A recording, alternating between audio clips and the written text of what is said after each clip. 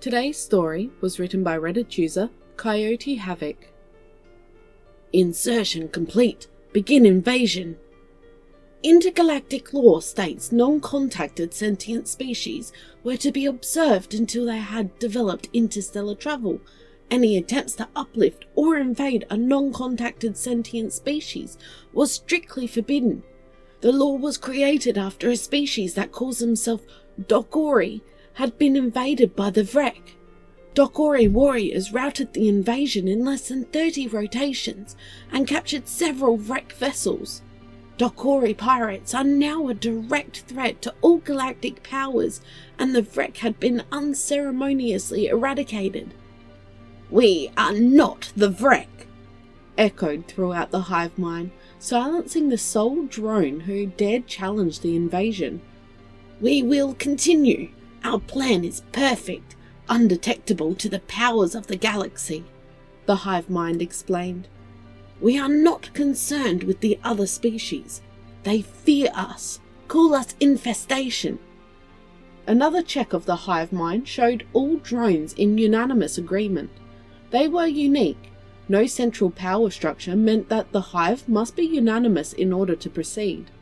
Any disagreements were considered by the entirety of the hive. Options and counter-options were weighed and discussed before any action was taken. In this way, the Infestation, as they had been called by several races, seemed to sit idle for hundreds of cycles, only to strike when all had been decided and agreed upon. No galactic power was safe from the Infestation. Their numbers were not even known to them. Immune from radiation, no sustenance required except to increase their number. No species, including themselves, remembered where they came from. All anyone knew was that they were nanobiological creatures that could adapt to any environment. Sustenance taken, examining and reproducing. The hive worked together on everything.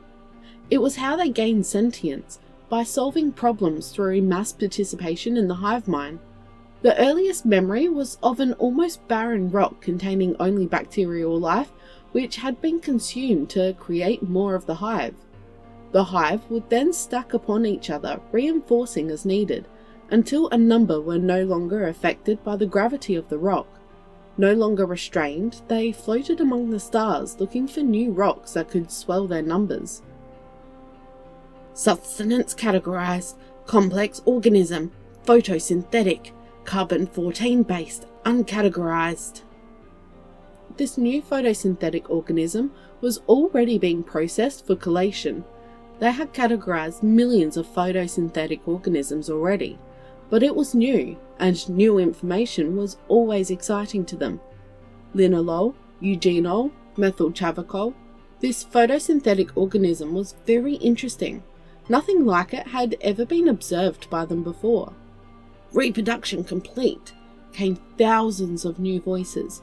Continuing sustenance gathering and reproduction. Warning, movement detected, bipedal sentient complex organism. They froze and observed the creature. It was not one of the known sentient species. Many of the characteristics of this species were similar. However, none of the categorized sentient species matched this one. Filamental cellular structures observed, not covering the epidural layer entirely, only in specific places. 5 phalangical digits attached to a singular flexor. Fascinating. "Dagnabbit," the creature said. "Vocal communication, similar to most sentients. Expected information." "Barbara, can you get me the spray bottle? There are mites in the basil." "Barbara, vocalize identification, spray bottle, mites, basil." The new information was being processed quickly and categorized based on resonance of the vocalization. The vocalization was not among the current known vocalized communications. New space was created in the hive mind by the recently procreate. As their numbers continued to grow on this rock, all the information would be categorized, collated, and stored as with every other rock. Strangest dang mites I ever did see, said the sentient organism while using a lever-based liquid delivery system in the general direction of, "It burns!" Panic in the hive mind. Calm, identify substance immediately and create countermeasures. Substances had affected them before, but they were rarely encountered and easily listed. Temperature does not exceed 600 degrees Celsius, not magnetic. Dihydrogen oxide detected, not a threat. What was burning? Multiple acidic compounds detected. Not good. Deploy alkaline countermeasures. Alkalinic substances detected as well. How? Acidic compounds and alkalinic compounds neutralize each other. How is this possible? Unknown working, came the hive mind in reply. Well, at least it's not slugs. Vocalize a complex bipedal organism. A spritz a day keeps the mites and aphids away. The alkaline substances are bonded directly with the dihydrogen oxide. The acidic components cannot neutralize them. This attack was horrifying. The hive mind could not comprehend this level of chemical warfare. The entire invasion force was wiped out in less than 7 Cesium 133 cycles. Effective weapon observed. No deterrents available, the hive mind determined. Categorize this rock for avoidance immediately. John and Barbara harvested a small patch of basil and a few cherry tomatoes and began to make an antipasti salad for lunch, completely oblivious to how they had saved humanity, completely annihilating the Infestation invasion force. They were also completely oblivious, as was the rest of humanity, to the cloaked observation station in orbit of the moon known ironically as Phobos. Fear had filled the observers as they intercepted the hive communication from the Infestation.